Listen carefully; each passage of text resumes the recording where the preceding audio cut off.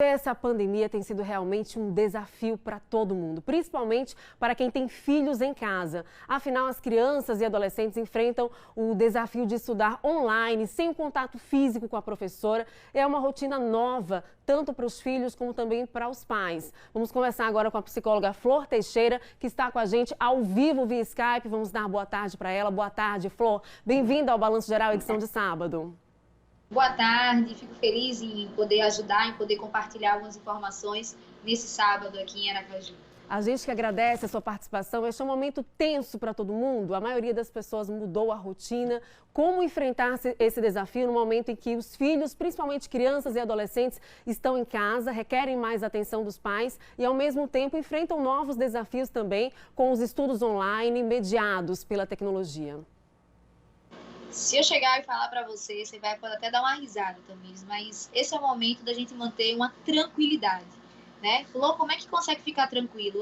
Porque tudo já está muito desgastante, tudo já está muito cansativo, né? A rotina da escola já está cansativa, a rotina do home office já está cansativa, a rotina dessa incerteza de um dia a gente receber uma orientação, no outro dia receber uma outra informação, já está muito cansativa. Então hoje, se os pais me perguntassem, Flor, me diga aí uma solução, uma coisa para acalmar aqui a vida na minha casa, eu diria tranquilidade, né? Não se cobrem tanto em querer ser o pai perfeito, onde você vai estar ali 100% dando atenção ao seu filho. Eu sei que não é possível, porque a rotina também do home office permaneceu, então os pais também estão nessa rotina de trabalhar de manhã, de tarde, e aí como o trabalho está em casa, por que não dar uma trabalhadinha também à noite, né, para já adiantar um outro serviço? E a mesma coisa para essas crianças. A gente sabe que o modelo educacional, ele já é um modelo muito cansativo, é um modelo onde eles iniciam a aula às 7 da manhã, né, e terminavam às 12h40. As escolas permaneceram com essa carga horária, e aí imagine você ficar de 7 às 12h40 sentado em frente a um computador, né? Eu quero inclusive parabenizar, porque eu acompanho algumas aulas, né? E eu noto que os professores estão virando assim showmans, sabe? Estão criando todas as firulas possíveis para prender a atenção dessas crianças, mas não é fácil você ficar mais de 5 horas sentado olhando para uma tela de um computador, né, onde você não pode virar para o lado para conversar com alguém, onde você não pode... E é claro que existem os outros fatores de distração, né?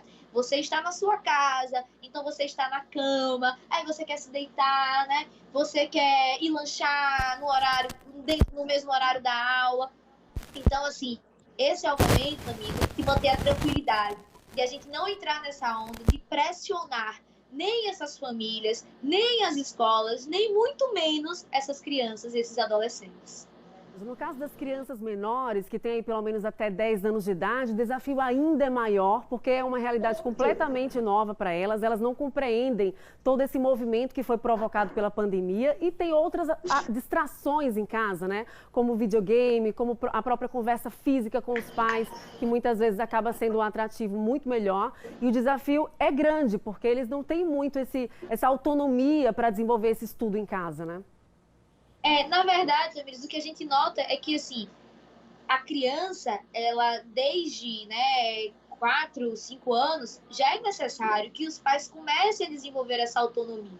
Só que a gente sabe que por conta, né, desse contexto de trabalhar 3 turnos, de muitas vezes colocar essa função, essa atribuição para as escolas, a gente sente que hoje, mesmo os meninos com 10, 11, 12 anos, eles ainda não têm essa autonomia muito bem desenvolvida, né? Não tem essa independência estabelecida. Então, assim, para eles agora, eles estão trocando, digamos, eles estão voltando, né, àquela dependência materna. Essa dependência que ela é quebrada quando eles iniciam o seu processo na escola, ele está retornando. Então, hoje eu escuto muitas mães falando assim, sabe o que é, Flor? Ela agora fala que só quer assistir a aula ao meu lado, que só quer fazer atividade se for comigo.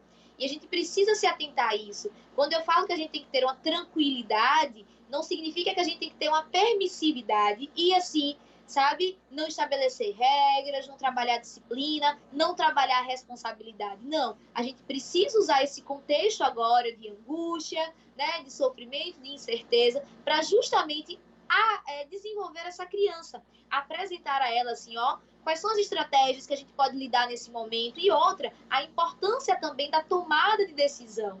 Então, se essa criança, ela agora, eu só quero assistir a aula com você, mas, assim, assistir a aula é a sua responsabilidade. É claro que no primeiro momento é importante acompanhar, até para saber se ela está conectando certinho, né? Se ela está conseguindo acompanhar, se a internet não está travando. É o que eu sempre digo, é importante estar atento, né? Mas não assumir as funções que são das crianças, porque é o que acaba acontecendo muitas vezes, né? É verdade, Flor. Agora, em relação às crianças do ensino infantil, onde se trabalha tanto lúdico, o acesso a massinhas de modelar, o pintar, a interação com outros colegas, o contato físico com as professoras, que eles chamam de tias, o desafio é ainda maior, principalmente porque não somente as escolas, mas os berçários estão fechados, né? Sim, muito. E aí, mais uma vez, eu quero parabenizar, sabe, Tamires, porque eu acho que esse é o momento da gente exaltar as estratégias positivas que as instituições estão tendo. Eu tenho visto vários berçários, né, pelo Instagram, né, de algumas amigas que têm filhos pequenos, os berçários se movimentando assim e mandando para as casas dessas famílias os kits das atividades. Kit com massinha, com tinta. Então, assim, as escolas, elas até estão criando estratégias, né? Mas, assim, a família também precisa assumir esse acolhimento, precisa assumir essa responsabilidade.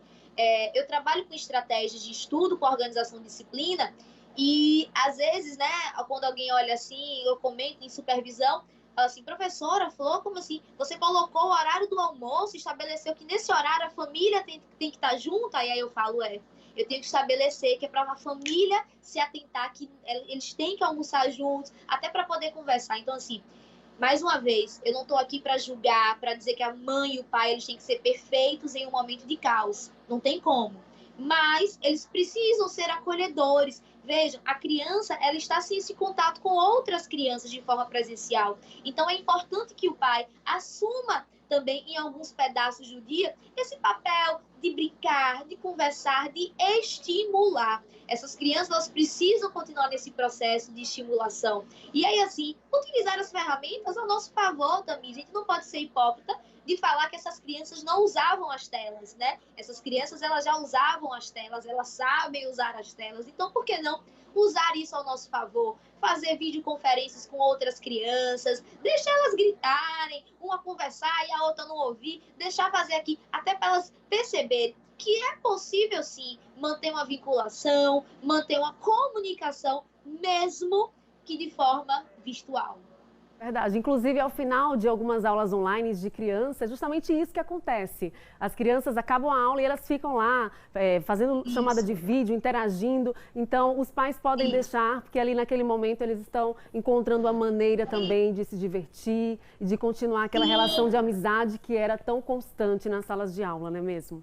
Com certeza. E que eles sentem falta, né? Como eu estava dizendo, vejam, olha o que aconteceu com a adaptação dessas crianças. Elas estavam em casa e aí a mãe chegou, hora de ir para a escola, né? Você vai sair de casa, vai para a escola. Elas vivenciam, então, o processo de adaptação na escola. Quando elas começam a perceber que a escola tem muitos benefícios, né? Tem essa questão da interação, da aprendizagem, da socialização, aí agora diz assim, acabou a escola, volta para casa. Então, as crianças agora estão se adaptando de novo a voltar para casa. E os pais também, inclusive, Flor, porque tinham muitos pais que, justamente por causa da demanda, da rotina de trabalho puxada, acabava deixando os filhos mais tempo na escola, mais tempo no esporte, mais tempo no berçário. Então, é um momento também em que, no próprio ensino integral, é um momento também que os pais tiveram que olhar um pouquinho mais para esta realidade, trazer os filhos mais para perto e adaptar a rotina de trabalho com também a vivência com os seus filhos. É um momento também de reflexão, como é que tem sido esse momento para os pais também, que se enquadram nesse contexto. É um reencontro, né, Tamires? É um reencontro com as famílias.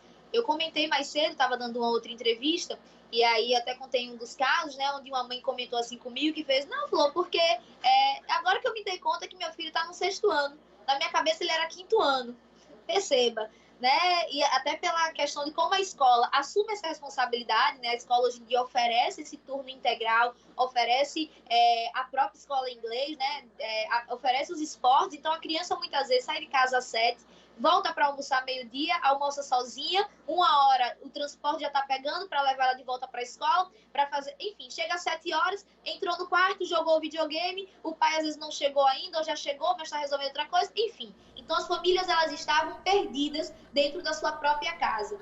E agora elas estão ressignificando, né? O principal né? benefício isso da pandemia foi o reencontro. E assim, é claro que não é fácil, Tamires, você se reencontrar, porque você vai levantar muitas angústias suas, você vai começar a levantar culpas, porque você vai começar a perceber que em algum momento a sua família deixou de ser sua prioridade. E a pandemia, ela está trazendo a família como prioridade novamente. A gente está vendo aí, o que adianta trabalhar e não ter saúde? Né? O que adianta ganhar e não poder usufruir hoje em dia com uma viagem nem nada? Nem então, mesmo ir à praia, verdade. Exatamente. Então, por que não manter os nossos vínculos sólidos, né? Colocar como prioridade os nossos afetos, as nossas relações. Isso sim é o que vale a pena. É isso que nos move, é isso que deve justamente ser o nosso propósito. É verdade. E esse momento é propício para que todas as famílias possam ressignificar, cada um entendendo o seu papel, cada um doando o seu melhor como pai, como mãe, como filho. Agora, os professores também estão passando por um processo novo, né? Eles saíram da sala de aula e precisam desempenhar essa função ainda da melhor forma para que consigam ser atraentes para essas crianças pequenininhas de 3 anos, crianças de 10, também os adolescentes que também têm vários atrativos.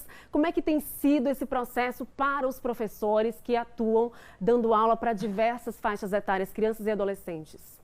Olha, Tamires, se você me permite, eu vou até bater palmas aqui para eles, sabe? Porque eu sou professora universitária, eu dou aulas a crianças, né, de 18, 20, 30, 40 anos. E assim, para mim foi difícil enquanto professora. Eu tive que repensar todo o meu planejamento estratégico, todas as minhas metodologias de aula, né? Eu criei uma Rádio Flow, imagine, né? Eu começava minhas aulas com uma Rádio Flow, onde eu colocava uma música, eu dizia qual é a música que vocês querem ouvir hoje, para poder manter essa vinculação. E aí você imagine essa dificuldade para essas crianças menores, né? Então, assim, eu tenho visto professores criando cenários em casa, eu tenho visto professores se fantasiando, né? E ainda assim, a gente sabe que existe uma falha. Verdade, não é uma falha desse professor para esse aluno, mas é uma falha do contexto, né? A gente sabe que tem algumas crianças que não têm esse estímulo visual ainda muito desenvolvido. Então, por mais que o professor coloque aí fantasia, cenário, a criança não vai olhar. A criança, ela quer ficar com a mãe, ela vai fazer o dengo, né? E a mãe vai reforçar isso. Ô, minha filha, E aí eu preciso, assim, chamar a atenção dos pais. Eu agora vou puxar a orelha. Por favor, pais, não desqualifiquem as aulas dos professores. Eles estão se motivando, eles estão assim, se engajando. E às vezes eu escuto assim os pais falando na frente dos professores. Não, é porque essa aula também é péssima, né? Essa professora é péssima. Então, eles assim, estão se esforçando também isso. nesse momento. É importante que a gente tenha humanidade, porque está todo mundo no mesmo barco. E está todo mundo buscando se adaptar, cada um na sua realidade. Agora, Flor, no caso das crianças autistas, dos excepcionais, algumas instituições também estão sem funcionar nesse momento e essas crianças estão em casa. Como é que tem sido este momento, principalmente para os professores que dão aula ou dão alguma atividade online para essas crianças e para os pais dessas crianças e adolescentes também autistas? Veja, Tamires, aquelas crianças que já tinham um acompanhamento, esse acompanhamento ele não parou, né? Como a psicologia, sempre foi permitida a psicologia, o atendimento online, então aquelas crianças que já vivenciavam esse acompanhamento, elas permaneceram. É claro que com uma outra forma, com uma outra estratégia, mas ainda assim permaneceram.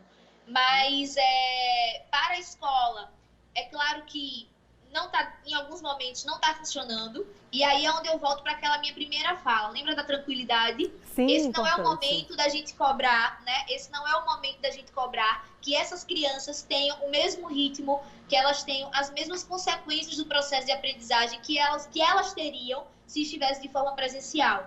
Então, esse é o momento, talvez, de a gente exaltar cada vez mais atividades para baixar essa ansiedade, né? Para atenuar alguns dos sintomas dessas crianças que apresentam algum tipo de limitação, de restrição. E aí as escolas, elas tinham oferecido, pelo menos as que eu acompanho, né? Um contraturno, né? Então, elas oferecem um outro acompanhamento, fazem um atendimento individualizado, fazem esse acompanhamento com mais horas, né? Tem trocado aí experiências e tem permanecido o acompanhamento psicológico de forma online e ressaltando que desde o primeiro decreto, aquelas crianças, né, aqueles pacientes que estavam em casos de emergência e urgência, era permitido o atendimento também presencial. Então, assim, algumas permaneceram com esse acompanhamento. Ok, Flor, a gente agradece, então, a sua participação, que trouxe para a gente justamente essa vivência empírica, presencial, você que está mais perto, né? Você que está, na verdade, acompanhando isso, mesmo online, digamos assim, mas de perto. Muito obrigada por suas informações e suas orientações para todo mundo que está atravessando esse momento. Boa tarde para você. Obrigada, Tamires. Espero ter contribuído e sempre me coloco à disposição para informar, para orientar a nossa sociedade. Um grande beijo, um bom final de semana. Outro para você. Bom final de semana também.